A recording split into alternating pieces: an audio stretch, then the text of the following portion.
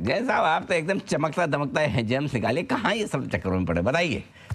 बिल्कुल, thank you Anil ji, thank you so much for हौसला जाहिर करने के लिए और मोटिवेशन के लिए, और जो मुझे सांत्वना दिया आपने। बट अभी जो एकदम चमकता धमकता स्टॉक है और हर बार टारगेट अचीव होते हैं और बहुत जबरदस्त परफॉर्म करते हैं, और पिछली बार कुछ ज्यादा ही आउट परफॉर्मेंस हो गया था इस स्टॉक का, 2 ही दिन में बहुत चला देते ही, और वो है Bharat Seeds Limited. Again, Bharat Seeds लाने का रीजन ये कि ऑटो इंसली stocks are doing very well, auto stocks are doing well, और ये कंपनी की सबसे बढ़िया बात यह है, देखिए हमने एनटीआर ऑटो की बात की है, हमने mister Ajay Rylan, Rohit Rylan, ये ग्रुप्स की बात की है, शारदा मोटर्स की बात करते हैं, और वैसे ये एनडीआर ऑटो की इसमें बहुत बड़ी इक्विटी, और प्लस मारुति मारुति सुजुकी की और सुजुकी मोटर कॉर्पोरेशन की इक्विटी इस कंपनी में है।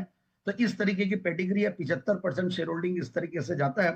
तो मुझे लगता है कि ये कंपनी बहुत बढ़िया कर रही है, और सबसे बढ़िया बात यह है, नंबर्स बढ़िया आते हैं, वैल्यूएशंस बढ़िया है। हालांकि जून क्वार्टर के नंबर आए नहीं, उसके पहले मैंने दे दिए, बट पिछली बार मैंने फरवरी में दिया था, मुझे याद है। तो 11 करोड़ के सामने 13 करोड़ का पैट था मार्च टू मार्च, और पिछले 4 क्वार्टर से डबल डिजिट में कंपनी प्रॉफिट्स पोस्ट कर रही है। 1300-1400 करोड़ की मार्केट कैप वाली कंपनी है, 20% का रिटर्न ऑन इक्विटी, 20% का रिटर्न ऑन कैपिटल।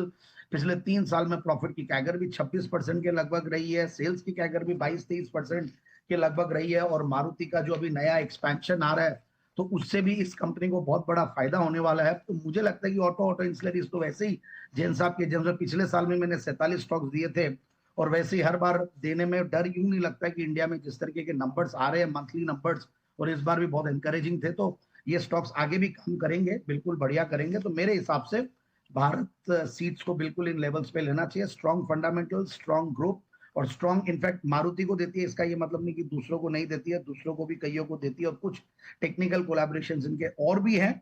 तो मुझे लगता है कि यहाँ से ये स्टॉक 270 के टारगेट्स के लिए लिया जाए। पहला जो हाइज बनाया वो 264 का बनाया हुआ है, और 100 डे में इसका 203 का आता है।